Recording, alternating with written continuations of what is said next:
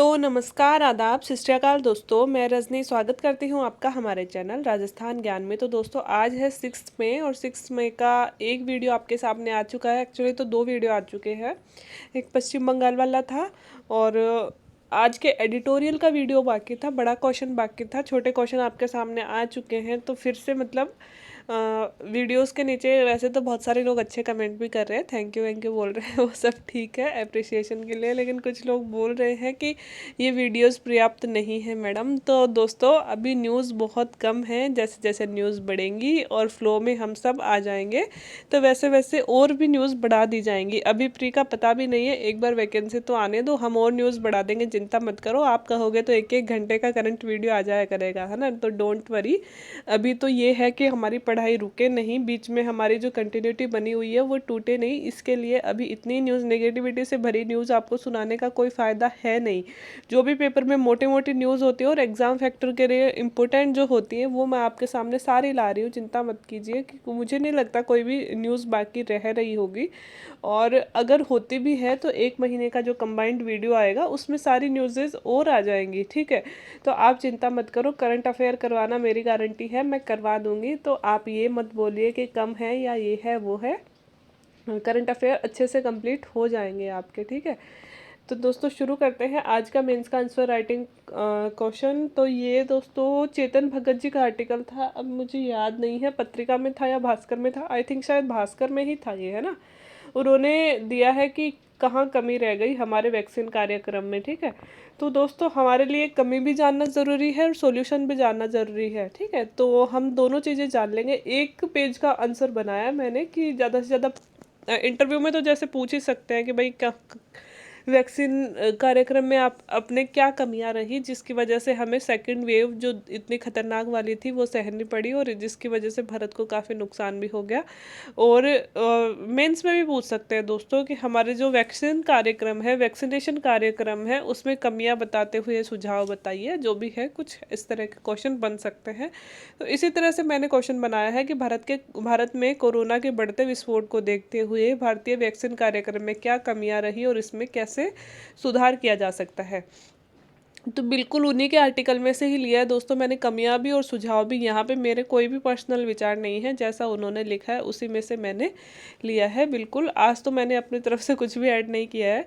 तो वही है, क्योंकि मुझे इसमें 5-6 कमियां भी मिल गई और 2-3 सॉल्यूशन भी मिल गए, तो मुझे एक्स्ट्रा एफर्ट करने की इसमें ज़रूरत पड़ी नहीं। तो देख लेते हैं कि विश्व पटल पर देखें तो इसराइल, ब्रिटेन और यूएई मतलब संयुक्त अरब अमीरात और अमेरिका जैसे देश कोविड से बाहर आ रहे हैं, और इसकी वजह एकमात्र वजह कौन सी है दोस्तों? वैक्सीन अभियान। अगर विश्व पटल पर हम देखते हैं दोस्तों तो इसराइल हो गया, ब्रिटेन में आप देख रहे हो, ब्रिटेन में लॉकडाउन भी हट गया और ब्रिटेन में गैदरिंग की भी परमिशन दे दी गई है ना। जैसे यूएई हो गया और अमेरिका हो गया, धीरे धीरे अब कोरोना के चंगुल से बाहर आ रहे हैं, और इसका एकमात्र रीज़न क्या है दोस्तों? वहाँ का वैक्सीन अभियान बहुत ही शानदार तरीके से ब्रिटेन के प्रधानमंत्री ने तो पिछले साल अक्टूबर नवंबर में घोषणा कर दी थी कि इन 6 चरणों में हम ऐसे ऐसे वैक्सीनेशन कार्यक्रम चलाएंगे और ऐसे ऐसे अप्रैल तक आते आते हम इस चरण में खोलेंगे, इस चरण में ये चीज़ें खुलेंगी, इस चरण में ये चीज़ें खुलेंगी। और अप्रैल मई और जून तक की उन्होंने पूरे ड्राफ्ट बना के दे दिया था कि इस तरह जून तक पूरा अपने यहाँ पे सब कुछ नॉर्मल हो जाएगा, और बिल्कुल वो वैसे ही चल रहे हैं। तो ऐसा होना चाहिए दोस्तों। वैक्सीन जो ब्रिटेन की स्थिति अपन ने देखी थी तो उनके प्रधानमंत्री थे मॉरिस जॉनसन, मतलब उनके जो प्रधानमंत्री थे, एक बार उनका रोते हुए का वीडियो भी वायरल हुआ था कि वो रोने लग गए थे कि ब्रिटेन में एक एक दिन में इतनी लाशें जा रही हैं, मैं देख नहीं सकता हूँ, है ना। लेकिन उन्होंने जो रणनीति अपनाई है दोस्तों, उससे हमें सबक लेना चाहिए सब लोगों की, कि क्या शानदार रणनीति अपनाई है वहाँ पे। तो दोस्तों अपनी जितनी पॉपुलेशन ही नहीं है, लेकिन जिस तरीके से उन लोगों ने उभार पाया है, जिस तरीके से उन लोगों ने एक जो रूपरेखा तैयार करी है और उसको निभाया है ना। वहाँ का सिर्फ प्रशासन ही नहीं दोस्तों, प्रधानमंत्री ही नहीं, जनता भी बहुत समझदार है। अपन सिर्फ क्या करते हैं, ढिढोरा अपन पीट देते हैं, गवर्नमेंट नहीं कर रही है या फिर प्रशासन नहीं कर रहा है, अधिकारी घूस लेते हैं, लेकिन हम ये नहीं सोचते हैं कि हम क्या कर रहे हैं। हम कौन से पूरे कोविड प्रोटोकॉल्स का पालन करते हैं? हम भी तो नहीं करते हैं ना। अभी भी हम देख रहे हैं कि शादियाँ हो रही है, जिसमें अभी जैसे लास्ट 10 डेज और 20 डेज का तो छोड़ दीजिए, उससे पहले तो अच्छी तरह से शादियाँ हो रही थी, 500 लोगों की शादियाँ भी हुई हैं, हैं। तो वो क्या है, वो अपनी तरफ से भी तो लापरवाही है ना। तो सबको मिलके काम करना पड़ेगा। तो जैसा इन लोगों ने काम किया दोस्तों, इसका एकमात्र रीज़न है वैक्सीन अभियान। तो दोस्तों अब इसमें कमियां इन्होंने गिनाना शुरू किया है कि विश्व की दो बड़ी कंपनी, एक तो बायो एनटेक, बायोटेक नहीं है दोस्तों, ये बायो एनटेक है, और एक मॉडर्ना पर काम जनवरी 2020 में ही शुरू हो गया था। तो यहाँ तो इन्होंने तो बहुत बुरी तरह से कटाक्ष किया है कि जब जनवरी 2020 में बायो एनटेक पे और मॉडर्ना वैक्सीनेशन, मतलब कि उस टाइम पे दोस्तों वैक्सीन बनाने का काम शुरू हो गया था, और हम उस टाइम पे क्या कर रहे थे, सुशांत मर्डर केस और बॉलीवुड नशे में है, ड्रग्स लेता है, ये सब डिस्कस कर रहे थे। मतलब हम लोगों को पता था कि महामारी आ गई है, हम लोगों को पता था कि इतनी भयानक है, लेकिन हम लोगों ने इनसे कोई भी डील नहीं की, इन बड़ी कंपनियों से इवन बातचीत करने की कोशिश भी नहीं की, है ना। तो ये कह रहे हैं कि ये जो दो बड़ी कंपनियां हैं वैक्सीन निर्माण निर्माण की, इन दोनों ने जनवरी 2020 से ही काम शुरू कर दिया था। लेकिन हम इतना नहीं लिखेंगे, हमें ऐसी बुराइयां नहीं लिखनी है आंसर में कभी भी कि भाई भारत उस टाइम पे क्या कर रहा था। विश्व की सभी बड़ी कंपनियां, चीन की फार्मा कंपनी जो फोसन है वो, एक यूरोपियन यूनियन संघ की भी कंपनियां, अमेरिका की फाइजर कंपनी आदि सभी ने, और जो जर्मनी और ब्रिटेन और एक दो नाम और थे, उन सभी ने इसमें निवेश किया, लेकिन भारत ने नहीं किया। दोस्तों यहाँ पे हमसे गलती हुई है कि हम चाहते तो उस टाइम पे यहाँ पे दोस्तों हम भी कुछ पैसे इन्वेस्ट कर सकते थे, है ना। जैसे कि चाइना, यूरोपीय यूनियन, अमेरिका की फाइजर कंपनी ने तो इतना ज़्यादा इन्वेस्ट इसमें किया कि इसका नाम ही अब फाइजर बायोएनटेक पड़ गया है ना। तो दोस्तों हम लोगों ने कोई इंटरेस्ट ही नहीं दिखाया कोई भी कि मतलब थोड़ा बहुत इन्वेस्ट भारत कर दे, क्योंकि इन्वेस्ट करता तभी तो हमको डोजेज मिलती ना। लेकिन भारत को पता नहीं क्यों ऐसा लगा, या फिर क्या लगा ये भी नहीं समझ में आया कि भारत ने इंटरेस्ट ही नहीं दिखाया, निवेश ही नहीं किया, है ना।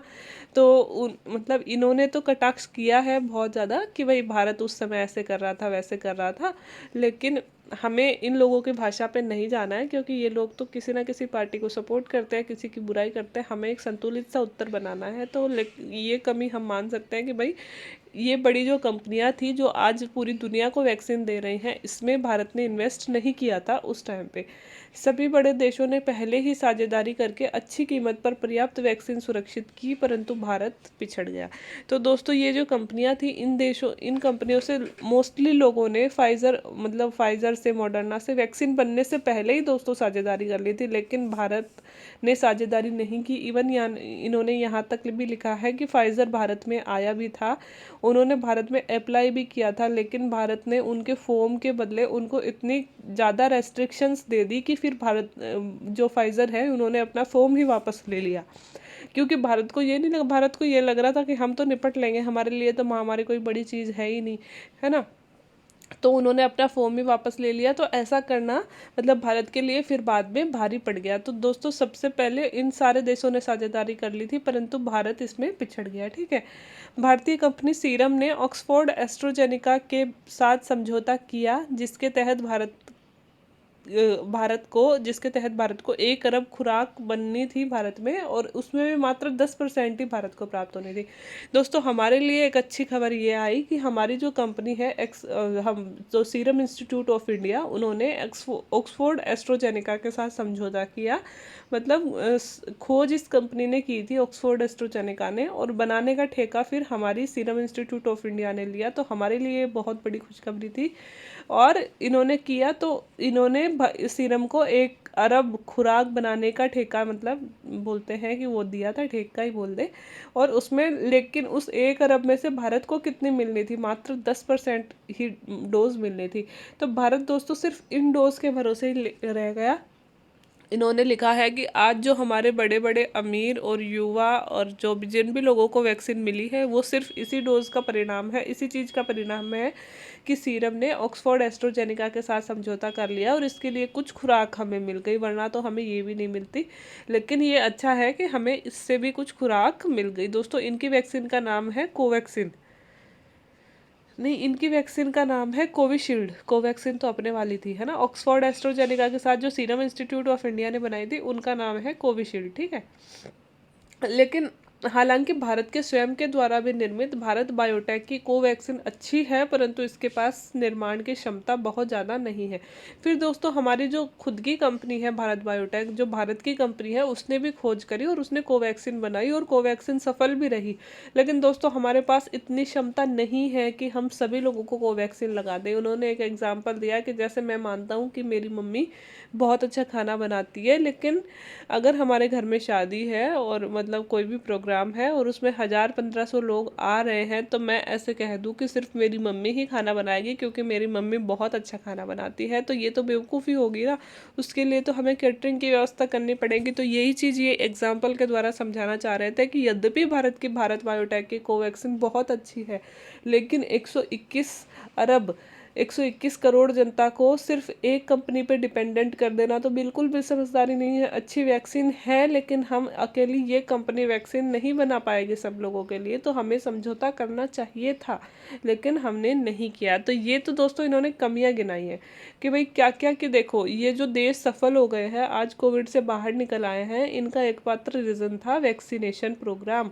ठीक है। फिर उन्होंने बताया कि भारत जो बायोएनटेक और मॉडर्ना से हमने समझौते नहीं किए, विश्व के बड़े बड़े देशों ने उनसे समझौते किए और पहले से वैक्सीन डिसाइड कर ली, निश्चित कर ली, खरीद ली, लेकिन हमने कोई कदम नहीं उठाया। फिर हमारे सीरम इंस्टीट्यूट ऑफ इंडिया ने ऑक्सफोर्ड एस्ट्रोजेनिका के साथ समझौता किया, जिसकी भी हमें सिर्फ 10% खुराक ही मिल पाई, लेकिन वो भी हमारे लिए अच्छी खबर थी। और जो भारत बायोटेक ने कोवैक्सीन बनाई, लेकिन वो सभी भारतीयों के लिए पर्याप्त नहीं थी। तो ये तो इन्होंने बता दी कमियां कि ये तो कमियां रही हैं, है ना। फिर हम लास्ट में अपनी पॉजिटिविटी के साथ आंसर हमें ख़त्म करना है, तो हम क्या कहेंगे कि हमें हमारी गलती से सबक लेते हुए भारत हेतु वैक्सीन की आवश्यक खुराक हासिल करनी होगी, चाहे वो देसी हो या विदेशी। दोस्तों अब हमें भूलना होगा कि हम सिर्फ कोवैक्सीन से ही लेंगे या कोविशील्ड से ही लेंगे, हमें किसी भी हालत में वैक्सीन चाहिए और वो हमें हासिल करने ही होंगे, चाहे देसी या विदेशी। कितने ही देशों से समझौता करना पड़े, मांगना पड़े, लेना पड़े, उधार लेना पड़े, जैसे कि हम ले रहे हैं, अभी स्पुतनिक भी ले रहे हैं, हम अमेरिका से भी मंगवा रहे हैं। तो हमें ज़रूरत है अभी वैक्सीनेशन की, तो हमें सॉरी हमें आवश्यक खुराक हासिल करनी होंगी, है ना, किसी भी हालत में हासिल करनी होंगी। और दोस्तों अभी जो हमने गलतियां कर दी उनको बार बार दोहराने की ज़रूरत नहीं है। चुनाव और जो धार्मिक सम्मेलन जैसी गतिविधियों पर हमें सख्ती से रोक लगानी पड़ेगी। कोरोना के चैन को रोकने के लिए हमें सख्त रवैया अपनाना ही पड़ेगा। अब जो गलती हो गई सो हो गई, लेकिन आज ही हमें पता पेपर में आप लोगों ने पढ़ा ही होगा कि जो हमारे वैज्ञानिक सलाहकार हैं उन्होंने बोल दिया है कि 100% कोरोना के थर्ड वेव आएगी। वो कब आएगी ये नहीं पता, लेकिन वो कितनी भयानक होगी और कितने लंबे समय तक रहेगी इसका आप लोगों को अनुमान भी नहीं है, है ना।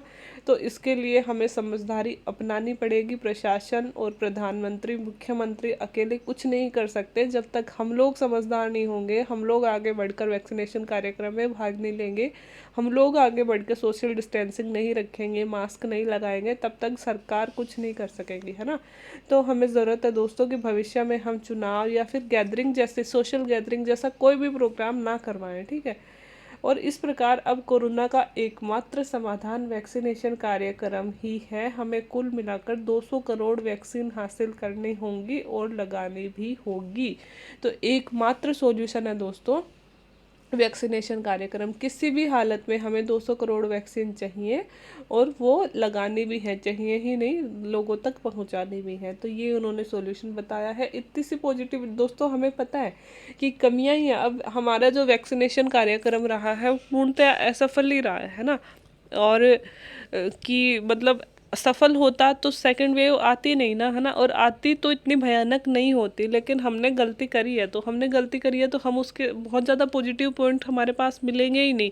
जैसे कि हम वो देखते हैं, सीए देखते हैं, तो सीए के दोस्तों बहुत ज़्यादा पॉजिटिव पॉइंट अपने पास में नहीं होते। हम सरकार द्वारा रटे रटाए जवाब ज़रूर दे सकते हैं कि सरकार ने किसी से भेदभाव नहीं किया, केवल एक पक्ष को विशेष मतलब ये चीज़ विशेष नागरिकता लेने का प्रावधान किया है, बल्कि भेदभाव नहीं किया। ऐसे 2-3 रटे रटाए पॉइंट भले ही बोल दे, लेकिन हमारे पास बहुत अच्छे अगर उसके पक्ष में बोले तो सॉल्यूशन नहीं है हमारे पास। इसी तरह से दोस्तों कि कार्यक्रम तो असफल रहा है तो हमारे पास बहुत ज़्यादा पॉजिटिव पॉइंट नहीं मिलेंगे, नेगेटिव पॉइंट ही इनके मिलेंगे, और जैसा कि इन्होंने आर्टिकल में बताया भी है। लेकिन दोस्तों हम तो सरकार के अधिकारी बनने वाले हैं ना, तो हमें सरकार का ही पक्ष लेना है, हमें उनके विपक्ष में नहीं बोलना। और ऐसा भी नहीं है कि आंखें बंद करके उनकी हर चीज़ के बारे में पॉजिटिव ही बोल रहा है। मतलब ज़रूरी सी बात है कि अगर आप एक सफल प्रशासक हो और अगर आप की सोच बिल्कुल मतलब क्लियर है, पारदर्शी है, तो आप लोगों को किसी भी कार्यक्रम में कमियां भी दिखेंगी और उन कमियों से निपटने के लिए सॉल्यूशंस भी आपके पास में होने चाहिए। तो दोस्तों हमने यहाँ पे कमियां भी बता दी और कमियों के सॉल्यूशंस भी हमने कुछ गिना दिए। तो ये था दोस्तों हमारा आज का एक छोटा सा आर्टिकल। इन्होंने तो बहुत ज़्यादा बुराई करी है, लेकिन मैंने उतना नहीं लिखा है। 2 3 5 चीज़ें जो हमारे काम की है सिर्फ वही इसमें से ली है। तो उम्मीद है आपको अच्छा लगा होगा। अगर अच्छा लगा हो वीडियो तो like share and subscribe my channel. Video देखने के लिए थैंक यू वेरी मच।